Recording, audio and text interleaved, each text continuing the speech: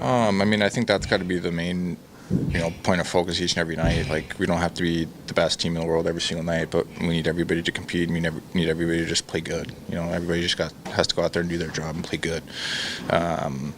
And just the consistency, that's been a big part of it. Something changed inside the Maple Leafs room, and it didn't happen during the game. It happened after. One short statement from the captain. Calm words, sharp meaning. Fans caught it instantly. Media replayed it again and again. The coach had just sent a message. Hours later, the captain answered, and what followed quietly shifted the conversation around this team. The moment came after practice, not during a game. Auston Matthews stood in front of reporters as the Toronto Maple Leafs tried to reset after another difficult stretch. The team had struggled to close games. Defensive lapses had cost points. Pressure was building. Earlier, head coach Craig Berube had addressed the issue directly. He pointed to leadership. He said the team's leaders needed to take more control. I thought we just made it really easy for them. The neutral zone was, a highway for them to get through, and I don't know. We just made it so easy for them, and they're obviously a skilled team, a lot of talent, a lot of speed, and I don't think we put enough stress on them on both sides of the puck.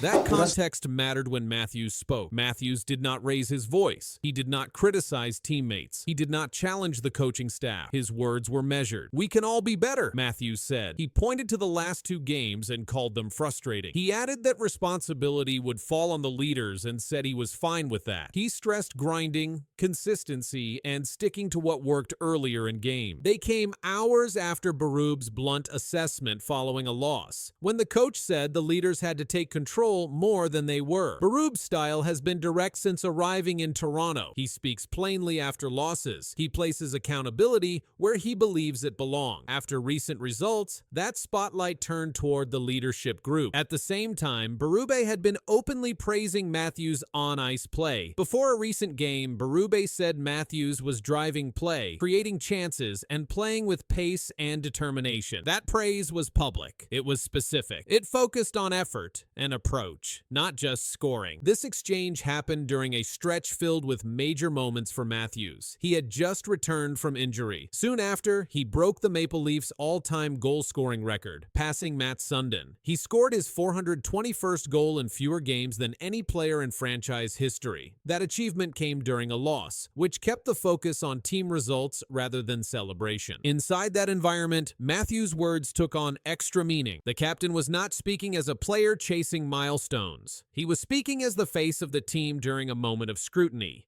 His message echoed the coach's demand for urgency and detail. It reinforced accountability without pointing fingers. Fans noticed the timing. Analysts noted the alignment. The conversation shifted from systems and tactics to leadership and response. The reaction to Matthews' comments spread quickly because of what followed on the ice. In the games surrounding those statements, Matthews' role was clear. His minutes stayed heavy. His matchups stayed difficult. He took key defensive zone faceoffs. He remained on the ice late in close games. Those deployment choices reflected trust from the coaching staff. Craig Berube continued to speak about structure and pace in the days that followed. He did not walk back his earlier comments about leadership. He also did not single out any player. Instead, he repeated that the team needed consistent effort across all three periods. His public message remained steady. Matthews' leadership role extended beyond scoring. After returning from injury, he resumed his position on the top line and first power play unit. His ice time remained among the highest on the team. According to NHL game logs, Matthews averaged over 20 minutes per game during that stretch. Those minutes included penalty kill shifts and defensive zone start, areas that often reflect coaching trust. In the days following those remarks, media coverage centered on the connection between the captain and the coach. Analysts replayed both Berube's earlier comments and Matthews' response. The sequence became the story. First, the coach challenged the leaders.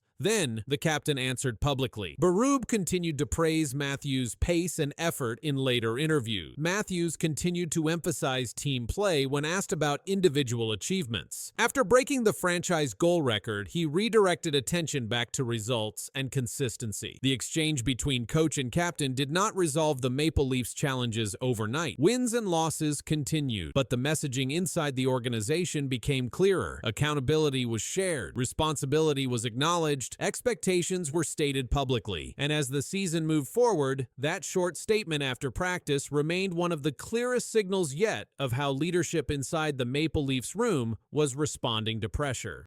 With Marty Biron. Marty, here's an observation I've made. Nothing seems to come easy for this Maple Leafs team. The Toronto Maple Leafs were not dealing with one bad night or one missing player. The problems were deeper. Defensive numbers told the story. Injuries added weight. Then the general manager broke his silence. He did not shift blame. He did not promise quick fixes. What he admitted placed the entire season under a harsher light. We're not where we want to be or where we envision to be. Obviously, we've underperformed to this point, and I take full responsibility. I'm in charge of the hockey department.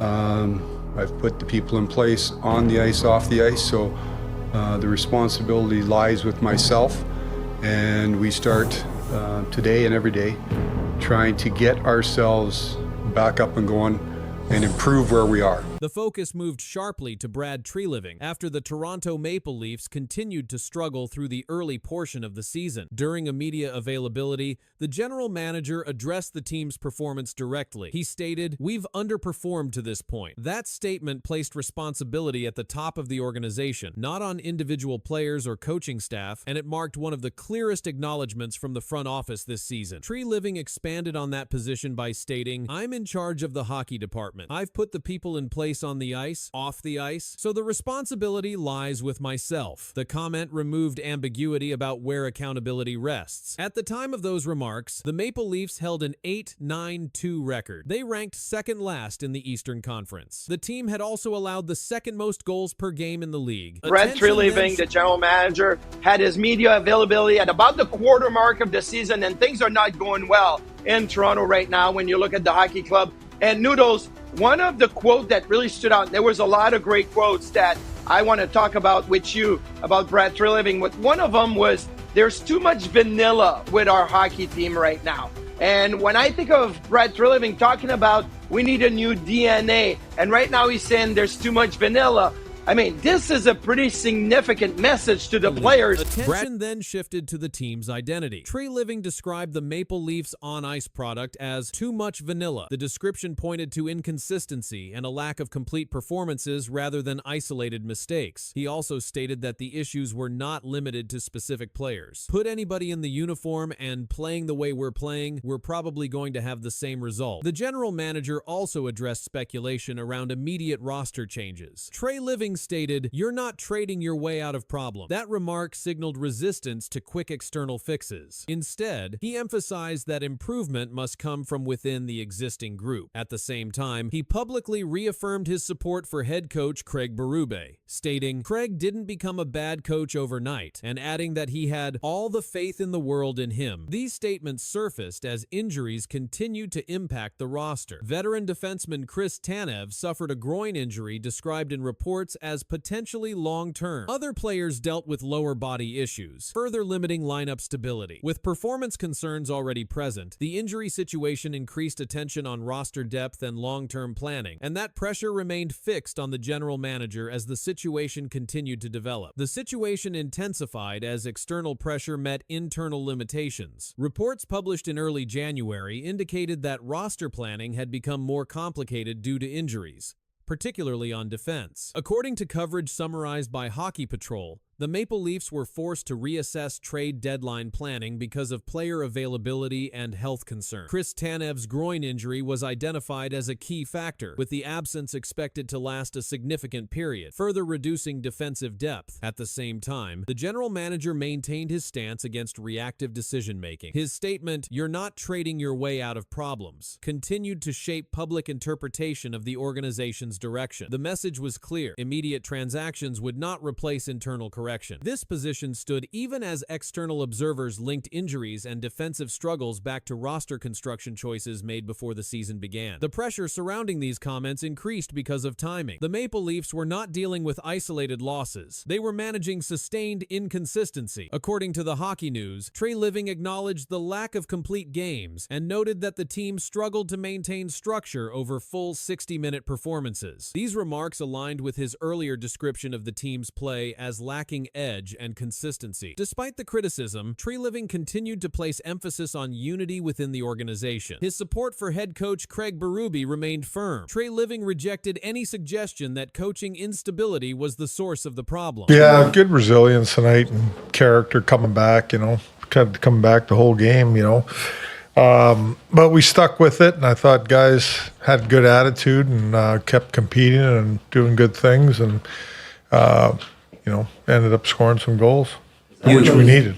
The Maple Leafs fell behind again and again, yet refused to fade. When the final horn sounded, the scoreboard told one story. The coach told another. Craig Berube stood firm after the win, choosing his words carefully, sending a message that landed hard and changed the conversation heading forward. The Toronto Maple Leafs delivered one of their most turbulent wins of the season with a 6-5 comeback victory against the Winnipeg Jets. The game unfolded with constant momentum swings. Each time, the team responded with a goal. The result marked one of the highest scoring games of the season for the club. Auston Matthews led the charge. The Maple Leafs captain recorded a hat trick and added an assist. His third goal came late in the third period and stood as the game winner. According to the official game recap, Matthews finished the night with 4 points, directly factoring into more than half of Toronto's goals. His performance came after returning to the lineup following a brief injury absence. The game also featured a major goaltending change. Joseph Woll started the game for Toronto, but was pulled after allowing 4 goals. Dennis Hildeby entered in relief and stopped 22 of 23 shots. That change stabilized the game and allowed Toronto to stay within reach as the offense continued to press. Winnipeg contributed heavily to the chaos. Mark Scheifele scored twice and added an assist. Gabriel Velarde and Alexi Afalo also found the net. The Jets held leads at several points and entered the third period still within striking distance. However, Toronto's late push proved decisive. After the game, head coach Craig Berube addressed the media. His tone was firm. He focused on effort, response, and execution rather than mistakes. Good resilience and character coming back tonight, Berube said during his post-game availability. He later added, "I like the guy's attitude. Everyone kept going." Berube referenced how the team stayed engaged despite allowing goals. His comments centered on response rather than breakdown. He did not single out individual errors. Instead, he emphasized collective pushback after each deficit. Toronto improved its recent stretch with the victory, while Winnipeg's losing streak extended. The game ended with celebration on the ice, but the focus quickly shifted to the coach's message, which framed the night as something more than just a comeback win. The message from Craig Berube did not stop at resilience. His remarks also reflected how the Maple Leafs are choosing to play during this stretch of the season. Toronto has leaned into offense, even when games become unstable. Against Winnipeg, that approach was visible from the opening period through the final minutes of regulation. Berube acknowledged the reality of the game's structure. Goals were allowed. Momentum shifted, yet the bench response remained consistent. Players continued to attack. The coach did not frame the win around clean execution. Instead, he described persistence through repeated setbacks. His comments aligned with the numbers on the scoreboard rather than any single moment. Dennis Hildeby's role became more pronounced as the game progressed. After replacing Woll, he faced consistent pressure but allowed only 1 goal. His save percentage for the night finished above .950. The stabilization in net coincided with Toronto's ability to push forward without conceding another lead. Berube's comments did not reference external criticism directly. He spoke through the lens of performance. His emphasis remained on how the team reacted after being tested repeatedly. The coach's language centered on attitude, pushback, and staying engaged. These were observable elements reflected in the flow of the game. The win also came during a period of increased scrutiny around Toronto's consistency. High-scoring games have defined recent results. Against Winnipeg, that pattern continued. The Maple Leafs scored 6 goals for the second time in a week. Over their last 5 games, their goal total reached 25, confirming the offensive surge.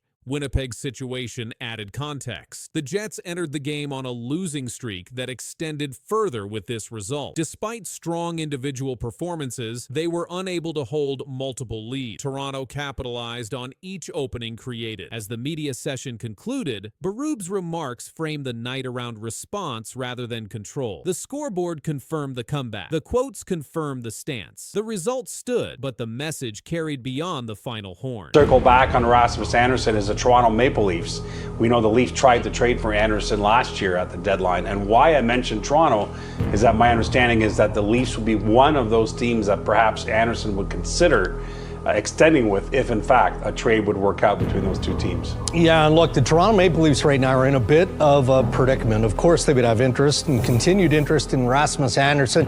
Toronto Maple Leafs are quietly active again, and the focus has narrowed. Injuries have changed priorities. Familiar names are back on internal lists. Calgary's situation is being watched closely. No announcement has been made, but multiple teams are circling, and Toronto's involvement has added new pressure to a market that is already tightening fast. Rasmus Andersson has remained one of the most discussed defensemen in NHL trade conversations since last summer. The Calgary Flames blue liner is entering the final year of his contract and has not committed to an extension. That contract status has placed him under constant evaluation as Calgary continues to assess its direction this season. Multiple league reports have stated that if the Flames remain outside the playoff picture, moving Andersson becomes a realistic option rather than risking his departure without return. Interest in Andersson has not been limited to one team. Despite that attention, no transaction has progressed to an advanced stage. Insiders have consistently described discussions as exploratory rather than final. The absence of traction has not eliminated interest. Instead, it has shifted activity behind the scenes. Toronto's involvement has drawn particular focus. According to David Pagnotta, speaking on the Hello Hockey podcast on December 27th, the Maple Leafs are among the teams that have kicked the tires on Andersson. Pagnotta stated, "I still think he's getting moved. We know the usual Dallas and Vegas suspects. We know Toronto's kicked the tires. I could see LA getting back into that discussion." The comment reinforced the idea that Toronto's attention has not faded, even without immediate progress. Toronto's renewed interest aligns with internal circumstances. The Maple Leafs have faced continued pressure on their blue line due to injuries. Chris Tanev was recently ruled out for a significant period with a groin injury. His absence has reduced defensive stability and increased the workload on remaining defenders. Reuters reported that Tanev missed Toronto's most recent game with no clear timeline provided for his return. That development has intensified scrutiny on Toronto's defensive depth. Andersson's profile fits the category Toronto has been monitoring. This season, he has recorded 25 points in 39 games, including 7 goals and 18 assists. He averages over 24 minutes of ice time per game and has contributed 71 blocked shots and 21 hits. Over his NHL career, Andersson has accumulated 256 points in 575 games. His usage reflects consistent deployment against top competition, a factor teams weigh heavily when evaluating potential acquisitions. Market conditions around Rasmus Andersson have remained controlled rather than aggressive. Reports have indicated that Calgary has not rushed the process and has continued to gather information across the league. The Flames have acknowledged interest, but have not signaled urgency. That posture has kept discussions measured and prevented rapid escalation despite ongoing speculation. Several insiders have pointed to timing as a key factor. Toronto previously explored Andersson at last year's trade deadline, but a deal did not materialize. Pierre LeBrun later reported that the Maple Leafs have since circled back on Andersson as the pool of available top 4 defensemen has narrowed. Following the movement of other high-end defensemen across the league, teams seeking similar profiles have limited alternatives. That contraction has raised Andersson's visibility. Calgary's position remains tied to its broader competitive outlook. The Flames have spent much of the season outside the playoff picture. As that trend continues, league observers have increasingly framed Andersson as one of the most valuable assets Calgary could move. His age, production, and role elevate his market standing compared to short-term depth options. Calgary has not publicly confirmed trade plans, but multiple reports have noted that front office evaluation is ongoing. Toronto's patience has also also been documented. Drager explained that Toronto is monitoring the market while waiting for additional sellers to emerge. With limited supply, teams have shown caution rather than overcommit early. Injury developments have kept the situation fluid. Chris Tanev's absence has placed increased responsibility on Toronto's remaining defensemen. That reality has not been framed as a trigger for immediate action, but it has reinforced the rationale behind continued engagement. Toronto's front office has acknowledged the need for improvement and has maintained communication lines rather than stepping away. At this stage, no formal agreement exists. No finalized framework has been reported. What has been confirmed is sustained interest, repeated